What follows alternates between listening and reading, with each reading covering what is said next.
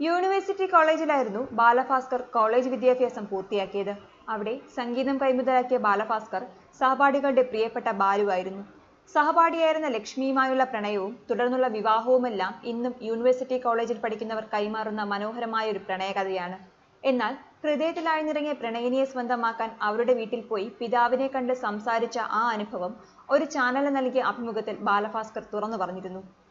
Christmas holiday ആകാൻ പോകുന്ന ആഴ്ചയിൽ തന്നെ ലക്ഷ്മിക്ക് വീട്ടുകാർ മറ്റൊരു വിവാഹം ഉറപ്പിക്കുമെന്നറിഞ്ഞതോടെ ആകെ അസ്വസ്ഥനായിരുന്ന താൻ തന്റെ ട്യൂഷൻ സാർ വിജയമോഹനുമായി ലക്ഷ്മിയുടെ വീട്ടിൽ വിവാഹാലോചനയുമായി ചെന്നുകയറി.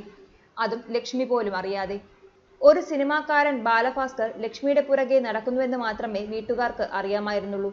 അക്കാലത്ത് കേബിൾ ചാനലുകൾ അധികമില്ലാത്തതുകൊണ്ടും ചാനലുകളിൽ അധികം പോപ്പുലർ ആകാത്തതുകൊണ്ടും തന്നെ ആർക്കും അറിയില്ലായിരുന്നു. ലക്ഷ്മിയുടെ അനിയൻ ഇതേ കോളേജിൽ തന്നെയായിരുന്നു പഠിക്കുന്നത്. അവന് മാത്രമേ തന്നെ അറിയാമായിരുന്നുള്ളൂ.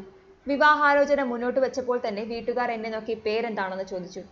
ആദ്യം ചോദ്യം കേട്ട് ആകെ നെഞ്ചിടിപ്പ് കൂടിയപ്പോൾ കൃഷ്ണകുമാർ എന്ന് പറഞ്ഞു. വീണ്ടും സംസാരം തുടങ്ങി. ലക്ഷ്മിക്ക് മറ്റൊരു വിവാഹം ഉറപ്പിച്ചിരിക്കുകയാണെന്നും ബാലഭാസ്കറുമായുള്ള വിവാഹത്തിന് താല്പര്യമില്ലെന്നും വീട്ടുകാർ തുറന്നടിച്ച് സംസാരിച്ചു. ഇനിയും ഇരുന്നാൽ തല്ല് മേടിച്ചിറങ്ങേണ്ടി വരുമെന്ന് തോന്നിപ്പോയി. അനിയൻ വരുന്നതിന് മുൻപ് ഇറങ്ങാൻ പോയ തന്നെ സാർ വീണ്ടും പിടിച്ചിരുത്തുകയുണ്ടായി.